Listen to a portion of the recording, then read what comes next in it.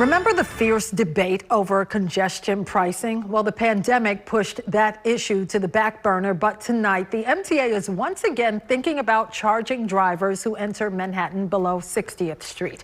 Tonight, Angie Gonzalez is live for us outside of Penn Station with reaction from drivers. Angie. Yeah, Cheryl, we actually moved to the 59th Street Bridge because what better place to talk about congestion pricing? It's going to affect people below 60th Street who are going to be traveling. And now that this federal guidance has been established, the question is not whether congestion pricing will actually happen, but when it will happen. It's been a long road for those working on the city's congestion pricing plan. After getting the green light on the plan from the state legislature in 2019, the MTA had been stuck waiting on federal guidance on how to move forward.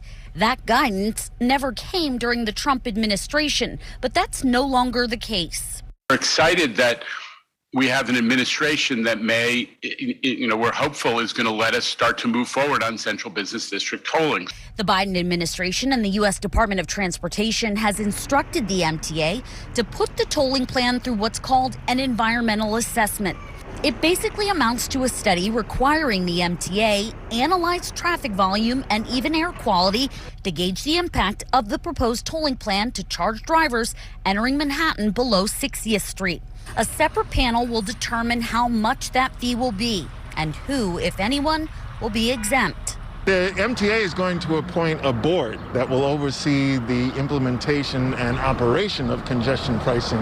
And we're looking forward for them to do a thoughtful job so that they will not shift traffic, so that congestion will not move from Manhattan below 60th Street to Manhattan above 60th Street or the Bronx, Queens, or Brooklyn.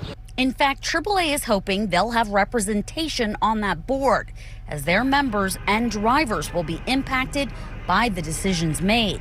People that are driving to that area are not doing so for a pleasure cruise. They're doing so because they have to. But the MTA is counting on the revenue generated to contribute to a $55 billion capital plan to pay for major repairs, upgrading subway signals and stations, to name a few. We need congestion pricing. We need to make sure we have the resources to bring back the subways and buses strong.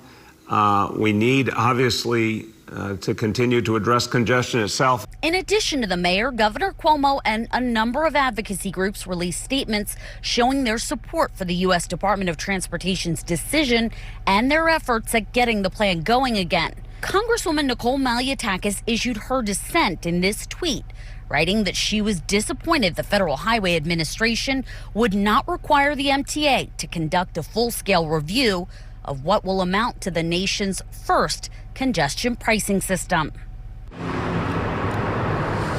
And Cheryl, despite this guidance from the federal government on this congestion pricing plan and where they'll be moving from here, the MTA has yet to update their plan in terms of timing on when it will be implemented. So we'll have to keep you updated on that. But that's the very latest from Long Island City. Angie Gonzalez, New York 1. Cheryl, back to you. Angie Gonzalez, thank you for that live report. For the second year in a row, again, due to the pandemic, students will not be required to pass Regents exams to get a high school diploma.